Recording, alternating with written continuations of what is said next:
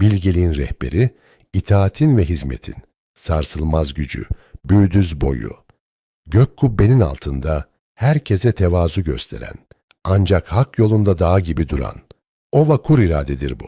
Deniz Han'ın asil evladı, üç okların hizmet ehli, kutlu kolu, onlar ki nerede olsa itaat edilen, bilgeliğiyle hakanlara akıl hocalığı yapan, adaletiyle obalara nizam verenlerin nefesidir. Selçuklu'nun kuruluş harcında, Osmanlı'nın uç beyliklerinde sessiz ama derinden, vatanı ilmek ilmek işleyenlerin hikayesi bu. Kavgayı sözün hikmetiyle bitiren, devleti ayakta tutan, o sönmez direk. Hazır olun. Ağırbaşlılığın ve asaletin adı, büyüdüzlerin ihtişamı başlıyor. Gök kubbe çatlamasın, yağız yer delinmesin. Karanlık çöktüğünde pusuda bekleyen, şafak attığında sancağı yükseltenlerin meydanındasınız. Ataların unutturulmuş vasiyeti, tarihin kanla yazılmış gizli mührü, bugün Börübudu'nun nefesiyle yeniden can buluyor.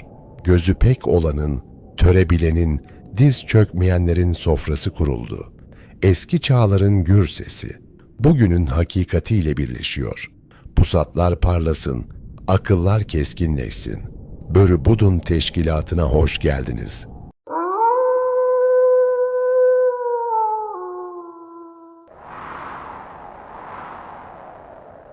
Deniz Han'ın 3. oğlu Büyüdüz, Oğuz boyları arasında herkese tevazu gösteren ve hizmet eden vasfıyla tanınır. İsmi, boyun taşıdığı engin hoşgörüyü ve toplumsal birleştiriciliğini simgelemektedir. Onlar, Türk'ün sadece askeri gücünü değil, manevi derinliğini ve hizmet aşkını da en üst perdeden yaşayan asil bir koldur. Büyüdüz ruhu, adaletin merhametle harmanlandığı sarsılmaz bir iradedir. Büyüdüzler, İslam ile ilk müşerref olan Türk boylarından biri olarak tarihte müstesna bir yere sahiptirler.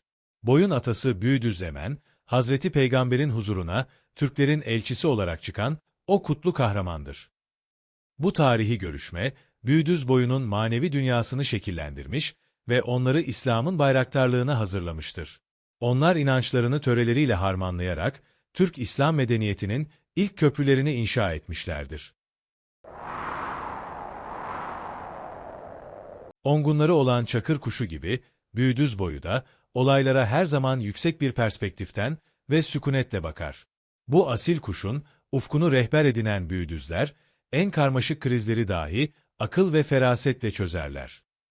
Zekayı ve öngörüyü temsil eden bu kanat sesleri, Büyüdüz stratejisinin Bozkır'daki en net yansımasıdır. Gökyüzünün bu sakin avcısı, Büyüdüz sancağının altında, 1000 yıldır aklın gücünü temsil etmektedir.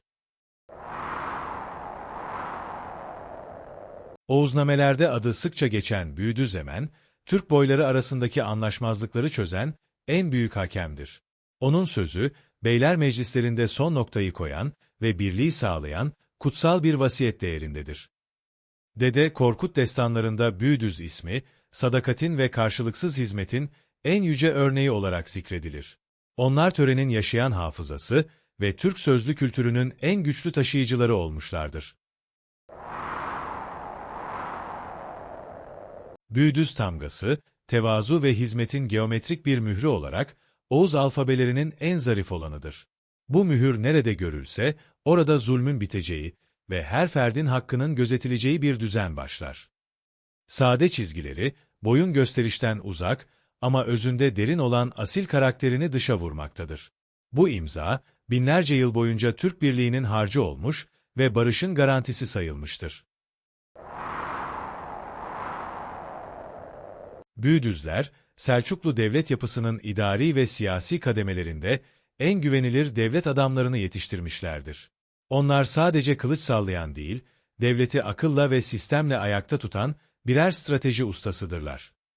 Zorlu kriz anlarında, sultanların ilk danıştığı kişiler olan Büyüdüz beyleri, imparatorluğun ömrünü uzatan kararların mimarıdırlar.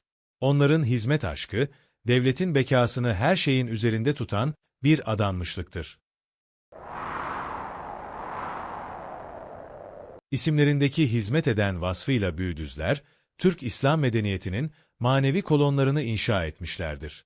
Onlar kurdukları tekkeler ve vakıflar aracılığıyla toplumun her kesimine karşılıksız bir sevgiyle ulaşmışlardır.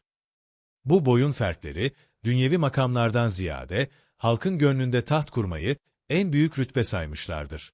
Büyüdüzlerin tevazu kültürü, Anadolu'nun manevi iklimini yumuşatan ve birleştiren en büyük güçtür. Bugün Anadolu'nun tam kalbinde yaşayan, Büyüdüz isimli pek çok yerleşim, bu kadim boyun toprağı sadakatinin birer nişanesidir. Onlar, göç yollarını bu bereketli topraklarda sonlandırarak, burayı ebedi Türk yurdu kılmışlardır. Bu köylerde hala yaşayan güler yüzlü insan profili, ataları Deniz Han'ın oğlu Büyüdüz'den miras kalan en büyük mirastır. Toprakla bütünleşen bu boy, Anadolu'nun kültürel mozaiğinde sarsılmaz bir yere sahiptir. Büyüdüz kadınları, zarafetlerini derin bilgilerinden ve sabırlarından alan, obanın gizli yöneticileridir. Onlar için misafir ağırlamak kutsal bir ibadet, otağın düzenini sağlamak ise bir sanat eseridir. Eğitimi ve ahlakı, çocuklarına en küçük yaşta aşılayan bu bilge kadınlar, boyun geleceğini sevgiyle inşa ederler. Bir Büyüdüz hatununun dokuduğu kilimde, sadece iplikler değil, boyun 1000 yıllık tevazu hikayesi düğümlenir. Savaşın sadece kaba kuvvet değil, aynı zamanda gizli bir bilgi mücadelesi olduğunu en iyi Büyüdüzler bilir. Onlar ordunun gözü ve kulağı olarak en tehlikeli keşif görevlerini büyük bir titizlikle yerine getirmişlerdir. Sessizce hareket eden bu yiğitler, topladıkları bilgilerle binlerce canın kurtulmasını ve mutlak zaferin kazanılmasını sağlamışlardır. Büyüdüzlerin askeri disiplini, görünmeden görmek felsefesi üzerine kurulu, muazzam bir yetenektir. Toprakla barışık yaşayan Büyüdüzler, ziraat tekniklerinde ve bereketli ürün yetiştirmede ustalaşmış bir boydur. Onlar için üretim yapmak, topluma hizmet etmenin ve Tanrı'ya şükretmenin en birincil yoludur. Kıtlık zamanlarında kilerlerini halka açan Büyüdüz beyleri, cömertlikleriyle tüm Oğuz boyları arasında takdir toplamışlardır. Bu ekonomik istikrar, boyun asırlarca kimseye muhtaç olmadan bağımsızlığını korumasını sağlamıştır. Büyüdüz boyu, İslam'ın kutsal şehirlerini ve değerlerini korumak için hayatlarını hiçe sayan birer serdengeçtidirler. Onlar hizmet vasfını, mukaddesatı savunmak için birer savaşçı kimliğine büründürmüşlerdir. Zulmün olduğu her yerde, Büyüdüzlerin adaletli kılıcı, mazlumun yanında bir kalkan gibi yükselmiştir. İslam dünyasının bu sadık koruyucuları, Türk milletinin şerefini en uzak coğrafyalarda dahi korumuşlardır. İhanetinin ve öfkenin bittiği yer, Büyüdüzlü bilgelerin oturduğu otağın eşiğidir. Onlar tarafsızlıkları ve dürüstlükleriyle, Türk boyları arasındaki en büyük uyuşmazlıkları tatlıya bağlayan yegane hakemlerdir. Sözün namus sayıldığı bu meclislerde, Büyüdüzlerin verdiği karar, herkes tarafından sorgusuz sualsiz kabul edilir. Bu adalet anlayışı, Oğuz birliğinin dağılmasını önleyen en güçlü manevi tutkaldır. Büyüdüz boyunun o hizmetkar ve güler yüzlü ruhu, bugün Türkiye'nin her köşesinde insanlık için ter döken torunlarında yaşıyor. Onlar, atalarından aldıkları tevazu sancağını, modern bilimin ve sosyal dayanışmanın ışığıyla daha yukarı taşıyorlar. Geleceğin dünyasını inşa ederken, sergilenen bu özverili çalışma disiplini, Büyüdüz genetiğinin bizlere en büyük armağanıdır. 1000 yıl önceki o bilge akıl, bugün teknolojiyle birleşerek yeniden dünyayı aydınlatmaktadır. Büyüdüz boyu, Türk milletinin her zaman en bilge, en tevazu sahibi ve en huzur verici kollarından biri olarak kalacaktır. Gök kubbe altında, hizmet ve sevgi var oldukça, Büyüdüz ismi de sonsuza dek gururla anılacaktır. Deniz Han'ın bu erdemli evlatlar, Türk birliğinin sarsılmaz manevi direği olarak sonsuza dek parlayacaktır. Yıldızlar boyunca yankılanacak olan bu Büyüdüz destanı, kutlu geleceğimize her zaman rehberlik edecektir. Sözümüz bir ok gibi yayından çıktı, hedefi buldu. Sanılmasın ki ateş söndü, sanılmasın ki kurt inine çekildi. Dağların doruğunda yanan bu meşale, budun uyanana dek sönmeyecektir. Gönlünüzde ataların cesareti, zihninizde törenin adaleti baki kalsın. Bir sonraki kurultaya dek izimiz sürülmeye, sesimiz yankılanmaya devam edecek.